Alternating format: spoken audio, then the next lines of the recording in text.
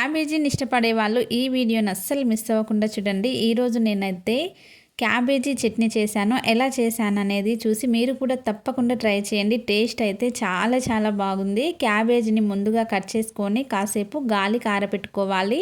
అందులో కాస్త water content ఉంటుంది కాబట్టి అది డ్రై అయ్యేంత వరకు ఆరబెట్టుకొని ఇప్పుడు మిక్సీ బౌల్ కానీ రోట్లో కానీ కొద్దిగా కారం, ఉప్పు, వెల్లుల్లి, దోరగా వేయించుకున్న జీలకర్ర మెంతులను ఇలా దంచి పక్కన పెట్టుకోవాలి. ఇప్పుడు స్టవ్ వెలిగించి కడాయి పెట్టి ఆయిల్ వేసి ఆయిల్లో కాస్త జీలకర్ర, ఆవాలు, వెల్లుల్లి, ఎండుమిర్చి, కరివేపాకు ఇలా తాలింపును వేసుకొని అది ఆరబెట్టుకోవాలి. ఇప్పుడు వేరొక బౌల్ తీసుకొని కట్ చేసుకున్న క్యాబేజీని మనం ముందుగా దంచి పెట్టుకున్న ఈ వెల్లుల్లి కారంని కొద్దిగా లెమన్ కూడా పిండుకుంటే టేస్ట్ అయితే ఇంకా బాగుంటుందన్నమాట. ఇప్పుడు వీటన్నింటిని కారం కలిసేలాగా కలుపుకోవాలి. లెమన్ మాత్రం ఖచ్చితంగా పిండుకుంటేనే బాగుంటుంది. లెమన్ లేకపోతే అంత టేస్ట్ అనిపించదన్నమాట. ఇప్పుడు మనం పోపు వేసుకున్నాం కదా, అది చల్లారిన తర్వాత ఈ క్యాబేజీలోకి కలిపేసుకోవాలి. బాగా కలుపుకొని ఒక 2 days తర్వాత తింటే ఇంకా బాగుంటుందన్నమాట. అప్పటికప్పటి టేస్ట్ కన్నా ఒక 2-3 days ఆగి తింటే ఈ క్యాబేజీ చట్నీ అయితే టేస్ట్ చాలా బాగుంటుంది. తప్పకుండా ట్రై చేయండి. ఓకేనా? మరి